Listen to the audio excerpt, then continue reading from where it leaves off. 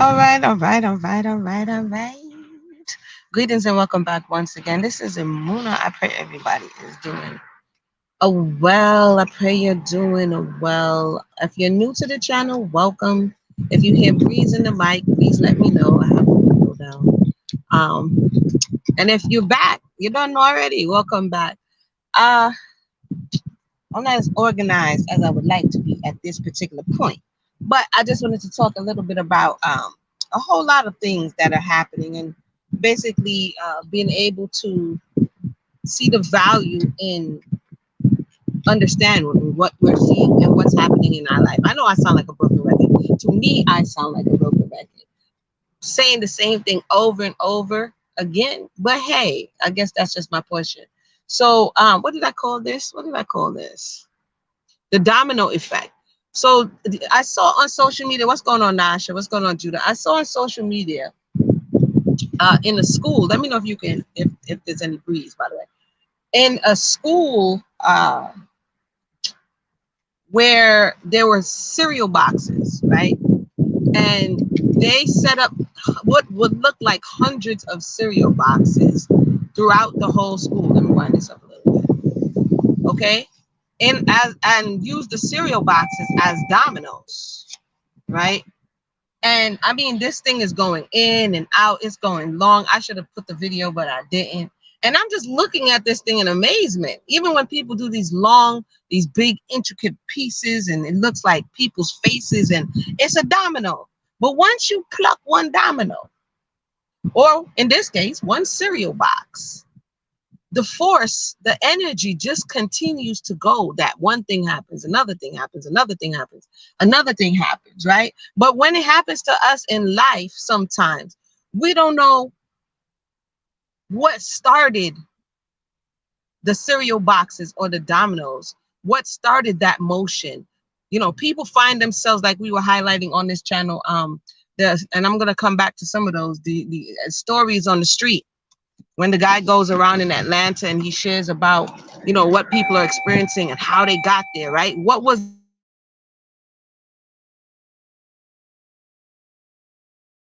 secession is that who set these boxes up, right? In the case of dominoes, somebody set the boxes up, or somebody set the dominoes up in order for you to see this beautiful display of, I don't know what you want to call it, of nature, of energy, of art. I don't know what you want to call it. But if you take it out of that context and put it into everyday life, and I'm just gonna have to bring it up because you know I got a strike on this channel for streaming that thing.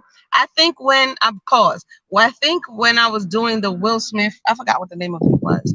When they actually, when they actually stopped the stream, because that's the first time it happened to me.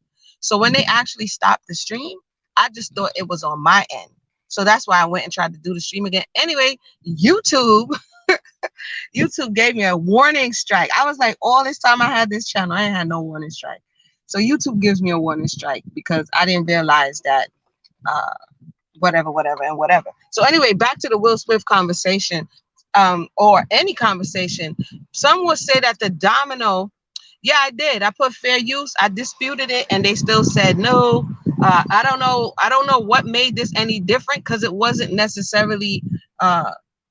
It wasn't coming from a channel that was the people from a different world. So I just thought that was weird. That's what I told them. I wasn't even watching the whole thing, streaming it.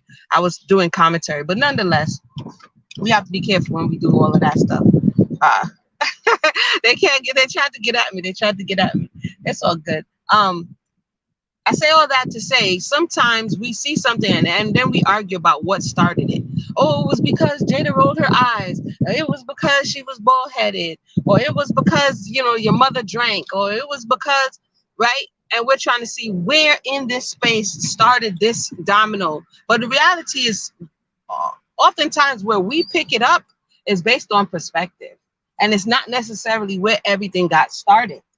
You know what I mean? So if you were to watch this video that I'm talking about, if you were at the particular classroom that comes down the line, the only thing you're going to see is whatever's in your purview.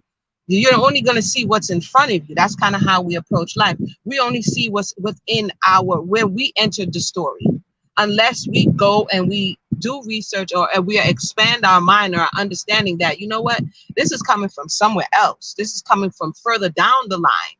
And oftentimes, because we don't know what it is, we don't know how to stop it.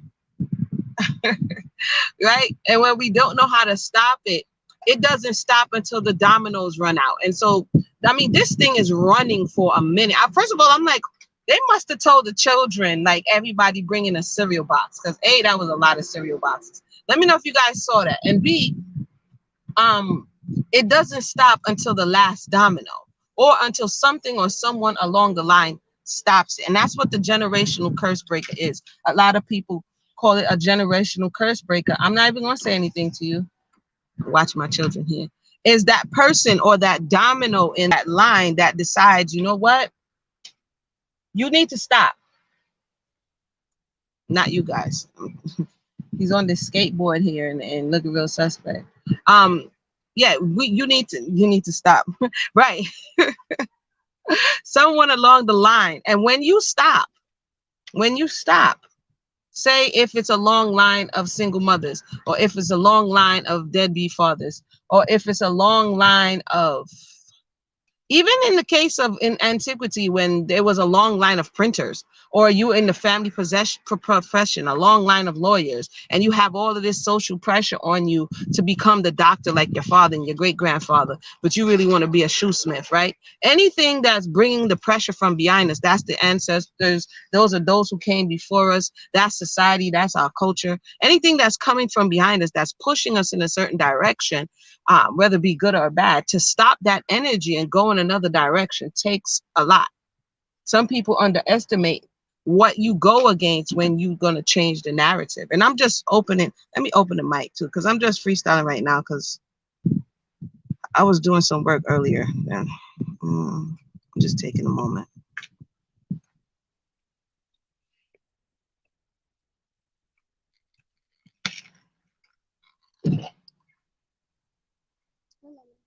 I'm on the thing. So let me know your thoughts about that. I'm gonna share this right here.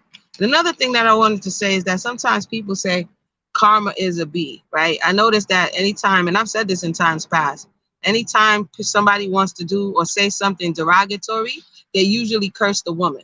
Even if they're, and I've said this before, even if they're trying to curse the man, they curse the woman for the most part.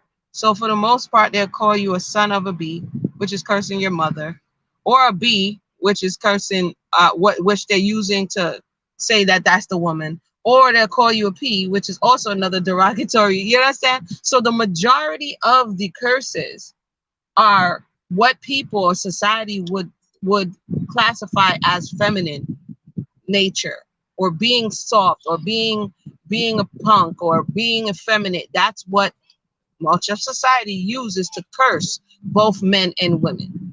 The most curse that you even know for the man is calling him, oh, you bastard. But then that's on the father, meaning that you're illegitimate. So it really still goes back to your mother, right? And that's just an observation. So it's no different when they say karma is a B. And I would say that if what is coming back to us, the only reason that we will expect karma or the energy to be returned into us to be negative is if we put it out, or somebody within our soul family put it out, and we can expect that to be coming back to us, right? We can expect that to come back to us. And when it does, for the most part, it's really to look at what did I contribute. For those who may be confused about why I come on this, there's other things. I find that this is part of my work to come and share and facilitate discussions and conversations, because there's a lot of everything out here already. You can have your pick of whatever it is you want to listen to, wherever it is you want to go. If you want to contend, if you want to argue, if you want scans, whatever you want, it's out there, right? But in my experience in life, just searching for places where we can be open to discussion and actually allowing other people to come to their understanding, right? There's one thing to stuff stuff down people's throat and force them to believe what you want them to believe. But when the rubber meets the road, or when that pressure comes on, essentially they're going to have to sort it out themselves. I don't care how much you try to push them to understand, they're going to have to process that for themselves, right?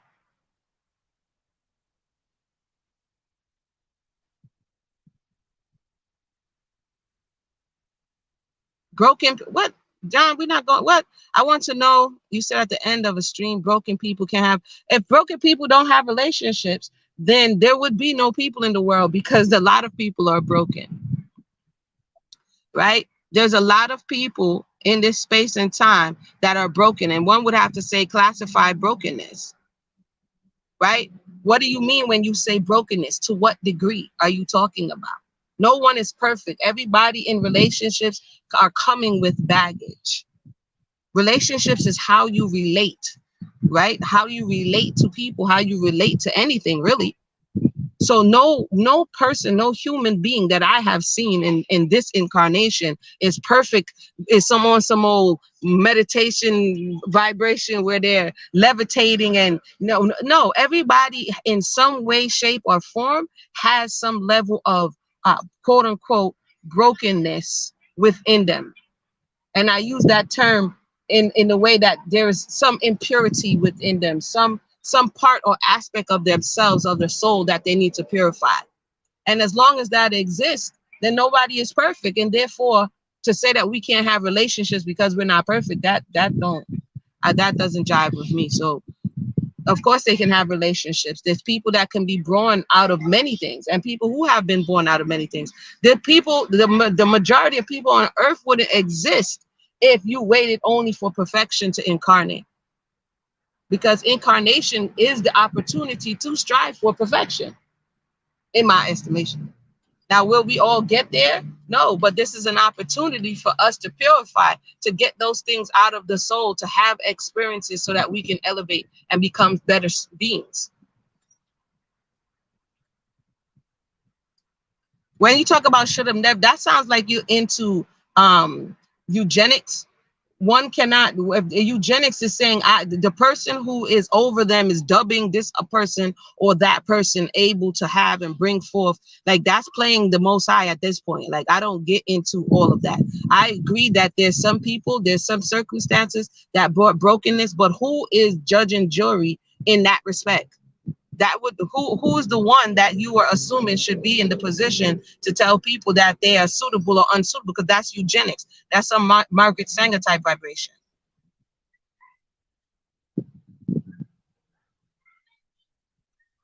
Being broken and being healthy are two different, right? That's what I'm saying. There's different levels of brokenness. There's different levels of healthy. You know what I mean? It really just depends. If you're looking at the trauma that the melanated community endured in the Western Hemisphere, by your estimation, there shouldn't be no more Black people, because the where they're coming from, the level of brokenness shouldn't allow for them to populate and reproduce and come into the earth. And yet we are here. Look, without the opportunity to come and perfect, it's done. So for, I'm not of I can only speak for, in this particular case, I'm not of the persuasion that we shouldn't allow souls to come into the earth to do what it is that souls come into the earth to do. I'm not saying that people should bring souls into the earth to suffer, but the earth is an opportunity. Now, if somebody's at the door and doesn't want to open it for another soul and give that soul an opportunity to elevate, that's going to be on them. But I go by be fruitful and multiply and replenish the earth. And that's what I've done. And in my experience personally and moving through life, I've gone from brokenness to healing the soul and giving the next generation an opportunity to move from where I am and stand on my shoulders and those who came before me and elevate. So I'm not of that persuasion. Though, so there may be some who are looking for the perfection that may never exist, right? And use that as a reason as to why you shouldn't and wouldn't, but that's your own personal choice. You know what I'm saying? There are definitely healthy people and there's definitely really broken people. But out of really broken people have come the opportunity for their children and their children's children to elevate.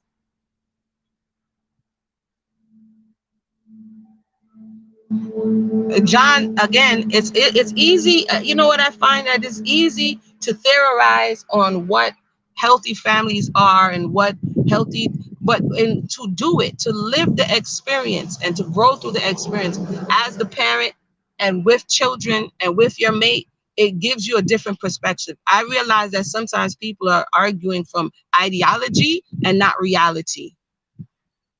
Right? Because you could have the healthiest family values. Look at, you know what I was watching the other day? There's a channel I found on YouTube. Oh man, what's the name of the channel? There's a channel where the woman goes into, there's a historian and she goes into like old Hollywood dramas and scandals. Yeah. And hold on.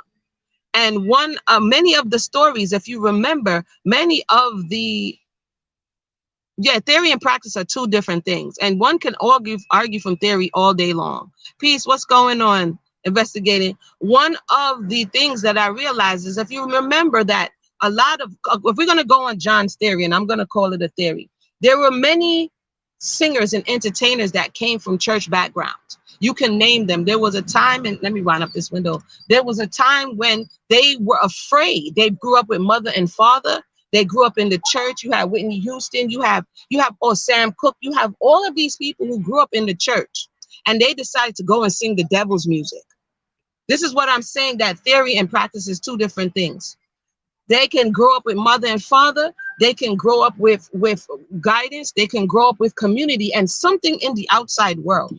Look at the Tony Braxton family, the Braxton family. They grew up in the church with their mother and their father. So this is what I'm saying. Each and every generation has to have the opportunity to make the choice for themselves. And what happens? What happens? Many of them decided to turn their back on all of the values and all of the positive things that their parents instilled into them in their community to go and sing the devil's music.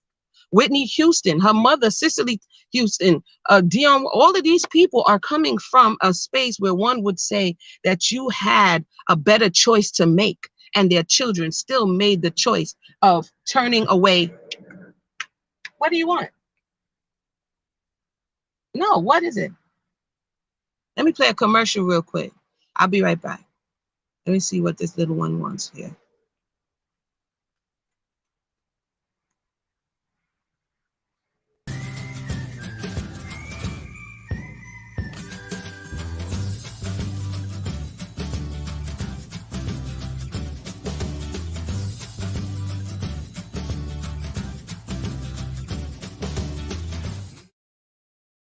She's over here talking about her throat is scratchy. So my point being, the perfection with what you speak, each generation has to make the choice.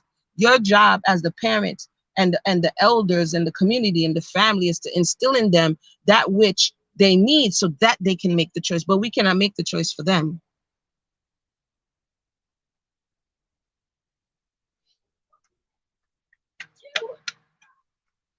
Truthfuls are saying that's my goal, to be objective and not idealistic or theoretical. It's been my downfall when it comes to tangibles. Exactly. When we talk about tangibly speaking, for instance, theory is very different from practice. Now, most days I'm in here in the test kitchen, and theory, I want to make X, Y, and Z. Okay. And theoretically, this ingredient does this and this ingredient does that. But practically, when I put them all together, this happens and that happens. So you may think that Amuna is, no, I don't live in the world of theory. Theory is the world of imagination. So in order to do what it is that I do artistically, business, I have to have imagination. But you have to take it from that imagination and bring it into the real world, into the practical, tangible space where you can say, you know what, this works, this doesn't work. And it's not, oh, I snap my fingers and then it worked perfectly. It don't work like that. When you're going to perfect something or do something of that nature, you may have to do it countless times in order for you to get it to where it is that you want it.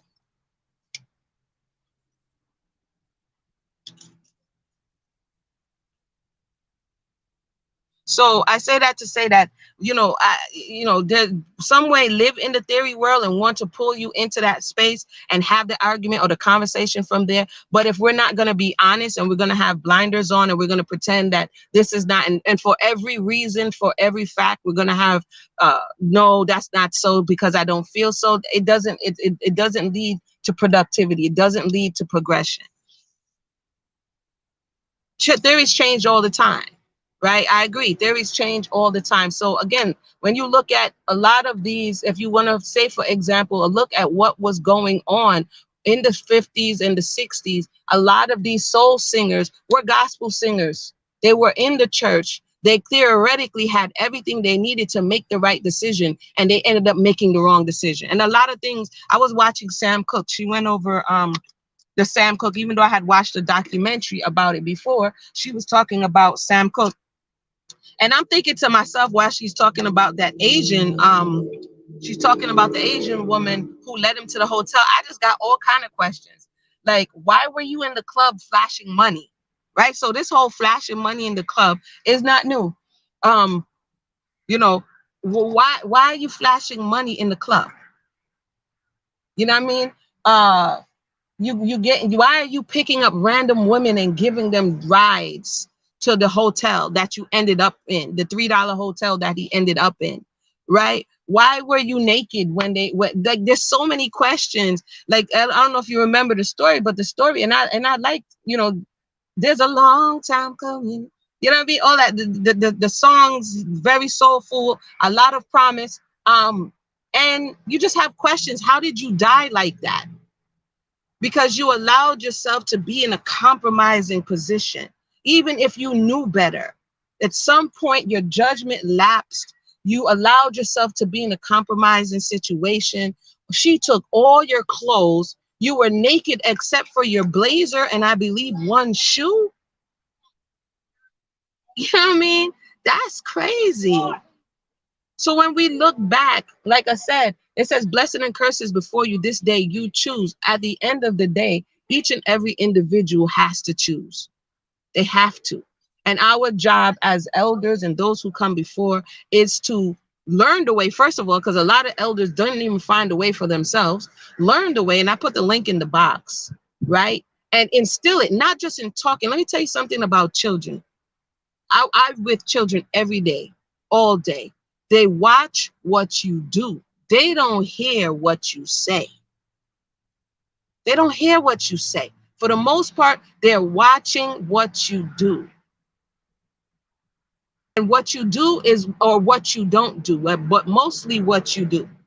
And if something, because they're very black and white in their reasoning until they get older. So if you're doing something against what you told them, they're gonna be like, wait a minute, but you said this and you're doing this. I'm confused.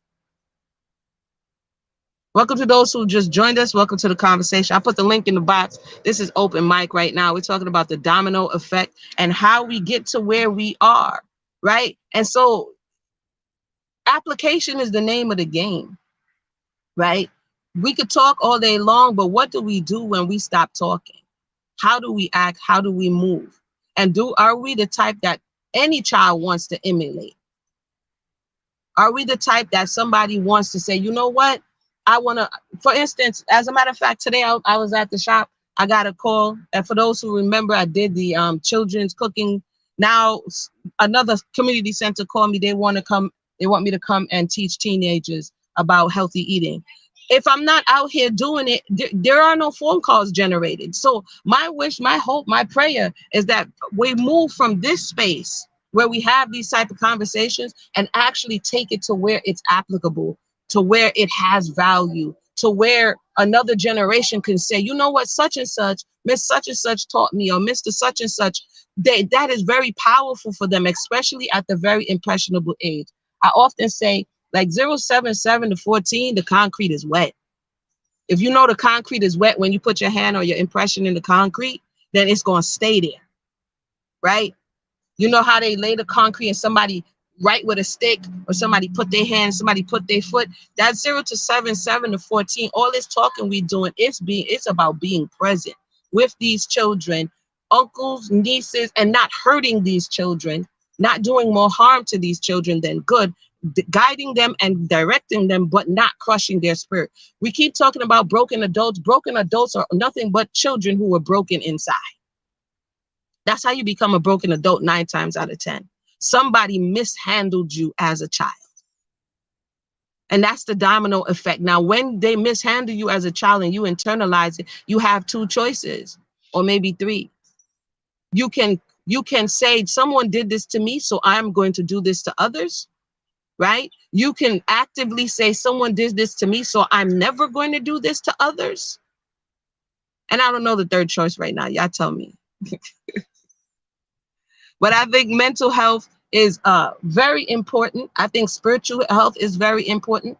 But if you do too much of anything to anyone, it's going to, oftentimes it's going to have the opposite effect of what it is that you want. For instance, I have a theory that souls are like different type of trees, right? The Bible talks about what the righteous being like a tree planted by the rivers of water, the wicked being like the grass that spring up, right? There's different types of vegetation that needs different things. Some things need more water, some things need more sun, some things need more sandy soil. It depends on who you are. But if you give too much water to a cactus, right? Or if you give too much sun to a fragile plant, you are going to kill that plant. So it is with people. So one of the things that I've noticed, especially with people who have children when they're not ready to have children, is that they are not present enough to see what that particular soul needs, right? They're not present. They're only concentrated and focused on, I need to give you food, clothing, and shelter, the bare minimum, the necessities. So the individualistic nature of each soul is overlooked. So you figure, oh, this one doesn't cry that much, so you shouldn't cry that much. This one isn't always hungry, so you shouldn't be always hungry. And that comes from the pressure oftentimes of the parent in whatever capacity. It may be monetary, it may be emotional. The parent may be lacking in some way that they cannot fully be present for that child, right? And it also comes from the nuclear family that no longer is connected to the extended family. So basically what you may have missed as a parent, the grandparent may have been present, or the aunt may have been present. So that child would have some type of emotional network or framework to rely on, but because they do not, it falls through the cracks. or they fall through the cracks. And a lot of our issues, in addition to it being emotional, it's spiritual. Because I've said it before. If there is something that's coming down the line, since we're talking about domino effect. For instance, I was reading the story about Will Smith, and the beginning, not reading, I was listening to his audiobook, right? And he tells a story, and I'm like, okay, if you put the, what am I saying here? If you put the, not the program, if you put the pattern down, you're going to see all the dots. Now, in his real life story, he says the first time he saw Jada Pinkett, he wanted to go meet her. But instead of meeting her, he ended up getting off the beaten path and met his wife, first baby's mother, Cherie. And he ends up having a baby with her and leaving her. When you listen to his audiobook or read his book, what happened? His mother had a first child before, I need to drink some water, before she met his father. And his father had a first. So each one of them had a child before they got with their present mate.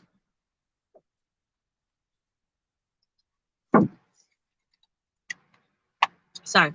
I say that to say you will see these similar, and he even made mention that both of them, both of his sisters or his half sisters were named Pam. So not only, so he had a half sister on the mother's side, a half sister on the father's side, and he doesn't know why he went for the original one he wanted, but somehow energetically he got pulled to create the same scenario that his mother and father created, which was have a child and then come back and get married in another space and time. It may seem simple to some, but if you really begin to look to see the commonalities between the choices that you're making in your life and those who came before you made, and if it's undesirable, you begin to be able to say, okay, this is where that's coming from. I've done it in my own life. Okay. And this is why I'm able to now see dots everywhere and see, okay, these are the dominoes that is falling in this direction, because the person may have been aware. Sometimes we're consciously unconscious, like we're aware, but we're not aware that we're going to fall into that very same trap. You understand what I'm saying? So why we keep, again, now rewind now to this conversation about generations and this generation and that generation. Each generation doesn't know what they don't know. If we broaden the scope a little bit, each generation does not know what they do not know. So if we keep idealistically looking back to each generation, not realizing that what they adapted to was what was in that environment. The 60s didn't have cell phones and internet. The 20s didn't have, jet planes that for the everyday person. You see what I'm saying? So each generation is tied into technology, is tied into society, is tied into culture, and the way that the people are reacting is a reflection of all that's going in and around those set of people. So for instance, like I talked about, coming out of slavery is a different, first of all, coming out of slavery, there was a lot of people who were disoriented. There was a lot of people who were disconnected from their family. This is what the Freedmen's Bureau was. There was a whole project to try to reunite people. People were looking for their lost love. So there was a whole grifter kind of generation shifting from one place into the next. There was a story that I read in one of the slave narratives. I think I read it on this channel, where the woman was looking for her son. Okay, couldn't find her son. She eventually got married. If I could go back and find that story, I will. She eventually got married because she felt this connection to the guy that she married. And do you know, when she looked on the man's back, it was the scar from her son. The mother ended up marrying the son. Other spaces, the daughter or the sister end up marrying the brother, because there is an energetic pull to this person, but because they have been disconnected or because all of this trauma happened, they couldn't find their way. That was that generation.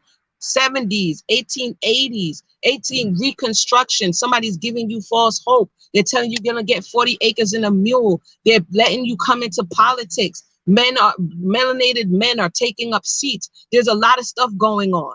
And then all of a sudden the rug is pulled on from under you. And here comes more Jim Crow. I mean, you cannot compare one generation to the next, honestly, without bringing everything that that generation had to deal with. And when you get to Jim Crow era, where, oh boy, we're gonna put you back in your place, and we're gonna lynch you, and we're gonna do all of these things. The fact, again, here comes another trauma bond. The people had to stick together because it was dangerous outside. You know what I mean? So we can be like, oh yeah, let's go look at the 1900s. Okay, what was happening then? It was dangerous outside.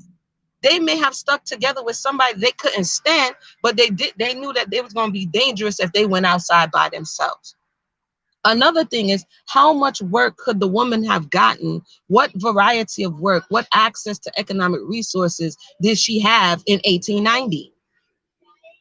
So in 1890, being married for many was a necessity. What you was going to do? How much land was you going to be able to own?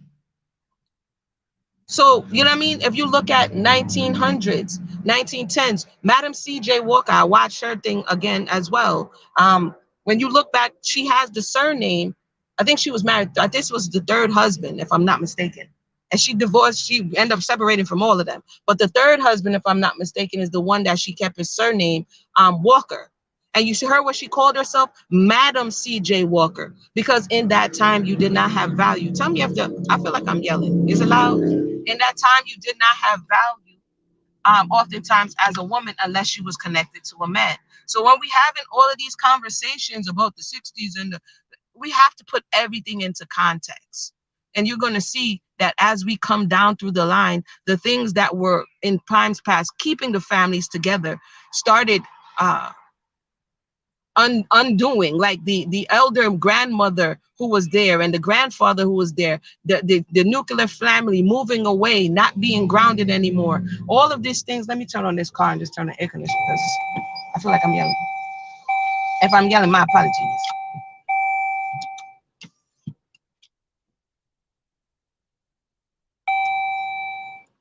Yeah, if I can remember correctly, Nasha, there was something going on with her first husband. A lot of these women, they were in situations where if they could do better, they would. This is where we're looking at. I think I went over it on this channel as well, talking about welfare and talking about some of the reasons that the women were saying that they opted for welfare.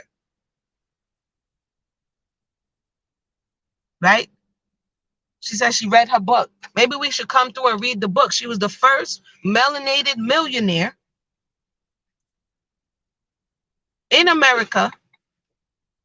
A woman built a healthcare line. A hair care line. But the crazy story is that the daughter of Madam C.J. Walker squandered all of her mother's money that she bequeathed onto her, which was crazy. Okay, squandered the money.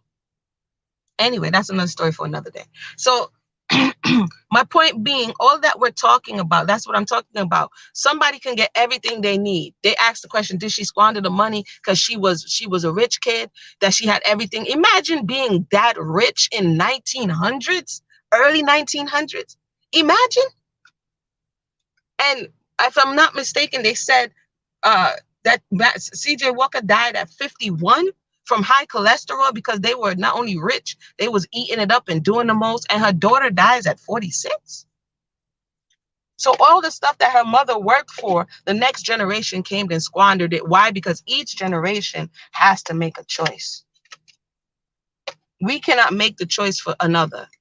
Yeah, that's a crazy story. Maybe we come back and talk about that. My point is, the more we get into this history, the more we dig into this information, it may seem like, oh, Muna is so why is she being so objective? Because when you realize that humanity is humanity, and there's nothing new under the sun, and that people are people, they make mistakes, they learn from them, they repeat them. We are imperfect people, right?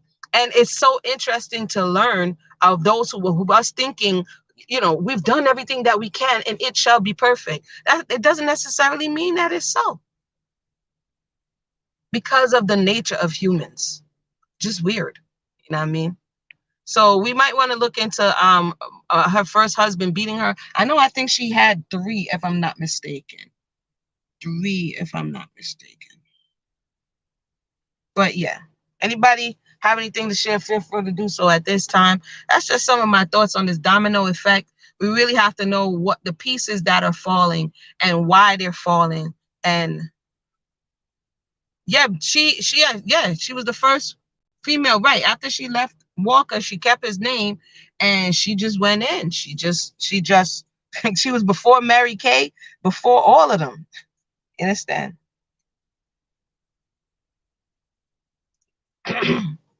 you know? So, we want to be idealistic. It's not realistic. Even Egypt tried to give us this idealistic view of, in the sense of, how they presented themselves. They were in charge of their own statues, of their own imagery, and they weren't perfect.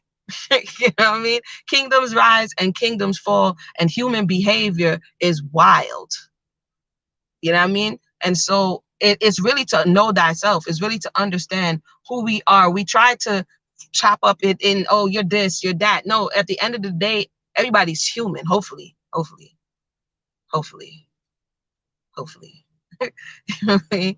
We're human. And in our humanity, if we say, hey, what do I struggle with as a human? What part am I trying to perfect in me as a human? What aspect of me needs work? That's really where we're trying to bring it on down to, because all the people that we're talking about living or dead lived their lives. We only have our lives to live. They already lived theirs, or they're in the process of doing so.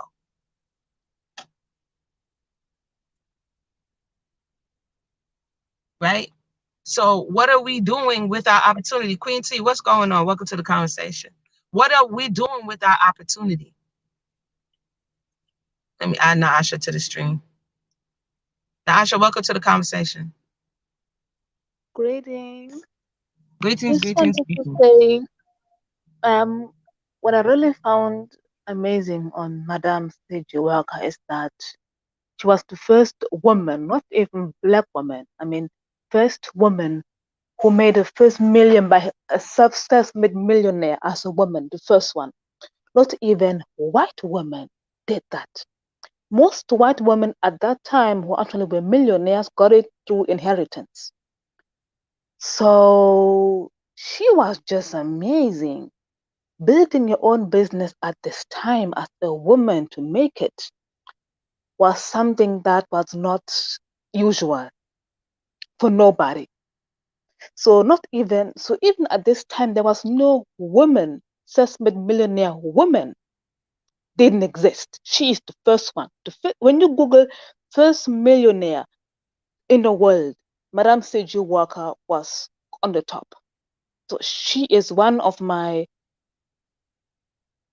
women that I absolutely look up to. Absolutely. She was special. That's all what I wanted to say. Thank you for sharing. And if you look at her model, it's the same model that what's their name again? I just said their name. Mary Kay and Anyway, them. Yeah, Avon, Mary yes, Kay. It's the same model. She looked to empower others. She didn't yes, just, she looked to empower other women. She looked to educate other women. She looked to provide opportunity for others. And this is what allowed her business. If you look at the business model, shout out to the Yummy Cottage, most definitely. What's going on, Queen T? If you look at the business model, I study this type of stuff. Not that she would just, that she did it. The next question is, how did she do it? Right? And if you, and she did get her learning. I forget the name of the lady right now, who she was under another woman who was teaching her. And then she ended up leaving from the other woman, creating her own formula, and then, pursuing it in that way. They made a movie about it. If y'all remember the name of the other lady, please remind me. There was another hair care type of thing that was going on. I can't remember her name. It'll come back to me. exactly. So, And she was recruiting other black women who were right. poor, who were, and this is what I, She gave yes, opportunity. So if we look at education, we look at opportunity, right? and we look at a support system that will help everybody to get to where they're going. But in today's space and time, people will say it's a scam. People will say, you know what I'm saying? So people will say whatever they're going to say. You have more than me. You're doing this. You're doing that. But we have to look at, in that time, like you're saying, what this type of opportunity meant for them and why it was so valuable and why it was so successful, to the point that for something that she was making for her own kind, it got to the degree that it was able to get to. It's definitely something to take a look at, and just Salah, just observe it and see the value in it. But do you know what is so disrespectful? That none of those companies ever gave Madame C.J. Walker, because she invented the system. I mean, systems. This is something Yeah, different it's to the invent. systems. Yeah, it's systems. And she invented that. She never got a name for this invention of the movie. Anyway, got it. So, Yeah, it's a system. It's just the same way the system for manufacturing. You know, they say that the Ford, when he started at first, when he was manufacturing cars, it wasn't in that way. But then he got the conveyor belt type of factory type system where everybody has a specific part to play, and then it all comes together. When you look at the Industrial Revolution, because I had to study that when I was taking some classes, last year. And when you look at that time period, man, things were moving so quickly in leaps and bounds. You know what I'm saying? That to compare, just you cannot just pluck the relationships and then try to put it today. You can't just do that. You have to take everything that was happening so that you can understand when you parallel these two. It was a totally different space and time. It was a totally the railroad system that was allowing for transit of products to move through the country. If we're talking about America, these things were not the Panama Canal. The whole story about that's allowing for goods and services not to cut off a good 2 weeks off of their trip because they don't have to go all the way around South America. It's like you can't talk about the building of America without talking about economy. A lot of times we go to slavery, but we're not realizing that slavery it had to do with economics. That's what it had to do, especially here. It had to do with economics. What were they doing? They were robbing the labor, the energy of a people group to cut down their costs to produce goods so that they can sell back said goods. It was all about economics. And later it became about something else. And I know that sometimes people may feel like, yo, Amuno, how could you say that?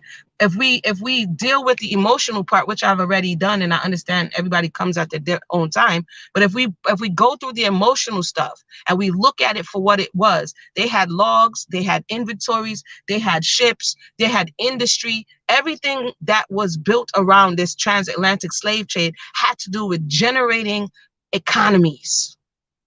Okay. And what this is why, in my estimation, melanated people in the West especially are injured in the area of economy. Why? Because the labor, the energy, the life force was taken and nothing was given back. So it's a very weird thing on this side of the earth, because of the way in which it has been done, the domino effect of what has been done. I read one time in a book, it said slaves have no need for money. Right? This is what the European would say. What are you giving them money for? They have no need for money. And oftentimes, if you look at the entertainment industry, the moment they give somebody who has been lacking money, they squander it. 9 times out of 10. You're going to buy things that you cannot maintain, chains and cars and all of these things, and not really thinking, because intergenerationally, the opportunity to deal with money and that transfer of this type of energy on a grand scale has been taken. And so it's really just been a lot of hand to mouth type vibration. You know what I mean? So all of these things, if we're going to keep talking about relationships, we cannot talk about relationships without talking about economy, because it has a lot to do with the way in which people relate to each other. That's just my thoughts. That's just my thoughts.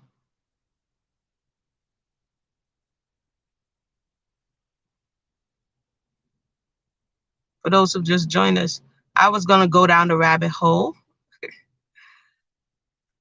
but I'm not gonna go all the way down the rabbit hole. But definitely talking about relationships and the domino effect. Today, the other day, I asked on my social media, how is your relationship with money? You know what I mean? And a lot of people shared their thoughts, but that's a question that we should ask ourselves. Are we on? We talk about our relationships with people. How is our relationships with not only just money, but the ability to sustain? Is a tumultuous relationship? Is it a strained relationship? Is it non-existent? Do we, as soon as we get it, do we just spend it? Do we do we mismanage it? Are we miserly? Do we think that there's not enough, so we have to hold on to every dollar? Are we, all of this affects relationships. If a woman gets in a relationship with a man who's stingy, guess what? It's going to cause a problem in the relationship. If she gets in a relationship with a man who's broke, it's going to cause a problem in a relationship. If she gets up in a you see what I'm saying? His relationship to resources is going to affect her relationship to him. So all this time we're talking about, we're acting as if there's something else that doesn't affect the way people relate to one another. Whether we think it's right, wrong, is facts. If your parents never had to give you what you needed, that affected your relationship with them, because they're going to feel a way that they didn't have, or they were impoverished. And a lot of times in some places, parents make choices based on their lack, or their inability to fund. They'll send their children off, or they'll, in some places, in some countries, they'll marry their young daughter off because they can't afford to feel. All of this has something to do with each other. So if we can just bring this all into the conversation, that would be helpful too for me. Yes, thank you for that. I'm going to leave. But I Thank you. think also the reason she died, because I always asked myself when I was younger, how can someone be so rich and die so early? She died at 50. That is so young. That's not old. That kind of level of money. So I it think could they be said she had stress. high blood pressure. Yes, stress. I think Yeah. just stress and sorrow and all of this stuff. I think running everything on your own and to raising your daughter is not an easy job. And I think that she had baggages. I mean, the way I read the book, because I don't know, the way I understand it, I think that it was just too much. Because in her book, also her third husband, all husband of her were not that supportive. This is what the book, the book is saying. So maybe, like you say, it was a lot for her to do, and because of that, maybe focusing on having the money and spending less time with your daughter. This could be a cause why the children blow up all the money. They never had a connection. Could be. I don't know. Are just theories. Yeah, So no, what you said, there's something to it. Sometimes when parents focus a lot on the money and not necessarily being able to connect with the children, the child doesn't value the material thing, because you essentially sacrificed them for it. You know what I mean? And so in the story of the daughter, Amelia is her name. What's the name of the daughter again? I think the mm, daughter's name was Amelia. Don't quote me on that. I think that was her name. They was like, she became a socialite. She was throwing wild parties. She was spent. I mean, she was tricking off her mother's money until the Great Depression hit, and then she tried to bargain basement sell the mansion that her mother built. I'm like, you know what, oh Solomon? my God. Yeah, yeah. I'll put the link for Selling that your video. mother's mention. Oh Yes, my she actually came down to nothing. She was having these big parties. She was getting, custom made dresses. She was buying her guests champagne, big money. I mean, she was doing the absolute most. And so she ended up losing a lot of it. And then the Great Depression hit. We know that. And then she was trying to sell it for little and nothing. She was trying to sell the mansion for. So, yeah, it just goes to show you that if you don't work for it, if you don't value it, the chances are you're going to lose it, or you're going to give I it think away. I think the mother and daughter weren't that connected, I think. There's a Because possibility. yes, I think there was a lack of connection there. I think so because wow, that Yeah. whew, That's crazy. There's a lot of when you look historically, Some of the stuff I'm like, wow, I didn't even remember that. You know what I mean? Or remember reading that. And you're like, people are people. 1900s, 1800s. There were people, who thought they should have children at that time, and there were people who thought they shouldn't have children at that time. All of the same thoughts are still here. You know what I mean? It's a matter of how society accepts it or doesn't. You know what I mean? So that's my problem with some of the stuff that John be saying. I'm like, historically, that's not correct. It's not historically correct to pretend that people were so much different than they are today. They had all of the same characters were here. They were just dressed different. They were just dressed different. But thank you for coming through. And thank you for sharing that as well. And you know what is so painful is it sounds like go back where you come from, black people. You know, a little bit. You know what I mean? It's like Come again? it's like go back where you came from, black people. Her own mother worked so hard to acquire all this money, and I do understand the mother that you don't want your children to grow up in poverty. So you do as much as you can to provide the money. And then you finally get there and your own children blow it all away. It's like the system is telling us as black people, we're gonna keep you there no matter how much you try to run. You know, don't make sense. This is the way somehow because I do understand also the daughter. You have all this money and you live in this illusion. So I do understand both perspectives. Do you know what I mean? Yeah, and there's a Yeah. possibility for her to be getting into where she's gonna spend all this energy into social spaces. It may be where she wanted to be accepted, right? Right. It may be she wanted to feel like she belonged somewhere. You know what I mean? Because Yeah, also having a lot of resources alienates you. You know what I mean? exactly. It alienates you from the mass population because you don't necessarily know why people are around you or why they come to you or what their true intentions are. And human beings want true connection. You know what I mean? So somewhere in her mind, she must have thought, well, if I carve my own space, because she left her in charge of, according to what I was looking at, she left the daughter to run the company, but there were other people who were running it who knew the operations, but the daughter had no interest in it, right? And so when so she was no longer at the helm, and then the Great Depression hits and the company starts losing standing, and so she was like, oh, whatever, I'm gonna go party. I'm like, what? That was wild. But the thing is, children don't necessarily always value what the parents value. To the best of your ability, you have to be able to translate the information in a way that they're going to value it. Teach them in the way that they should go.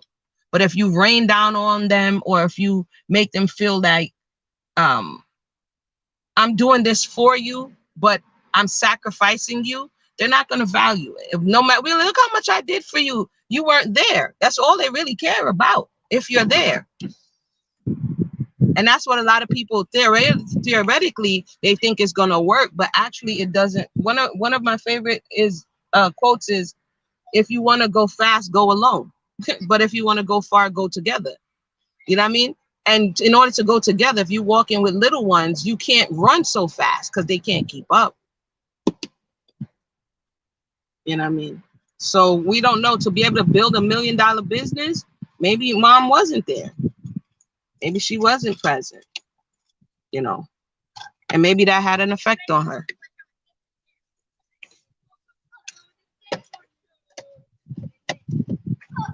So with that said, if anybody has anything else to share at this time, feel free to do so. Let your thoughts be known. I'm going to go ahead and wrap up. We have a limited time with these little ones to get what we want to get in there, and actually to prune. It's not only just putting things in, it's also pruning as well. You know what I mean? When you observe the child and you see certain things that naturally occur, they may have a bad temperament. You could see that in a newborn. You could see the spirit in the child from a very little small child. Each one of my children, my nieces and nephews, From they born, I'm just looking at them just to try to feel the energy of this soul. You know what I mean? Who is this? Who is this? Who is this person? And each one of them have their own personality, their own temperament. And you have to be able to curve each one or guide each one in the way based on what they need, not just based on what you want to give them. And I think that's a big mistake that oftentimes, we the people make. So hopefully that was helpful. It was, as always, it's good having a discussion. There was something I wanted to say. Let me think. I think I said most of what I wanted to say. I can't remember right now, but if I do, y'all already know. It was another video I wanted to come on here and share, but I can't remember right now. So I'm just gonna play a commercial, and then we're gonna wind down if I don't have any more comments, questions, or comments. Do do do do do do do.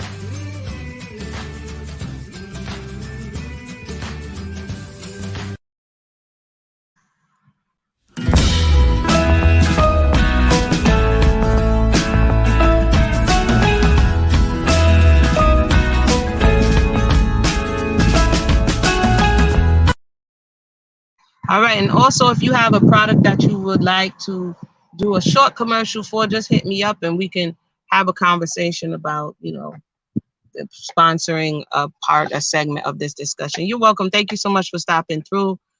And if you know anybody who has a business or a product or a service that they would like to share, definitely hit us up. Stay tuned. We have some things coming along down the pipe so that we can move this whole conversation forward. Yeah.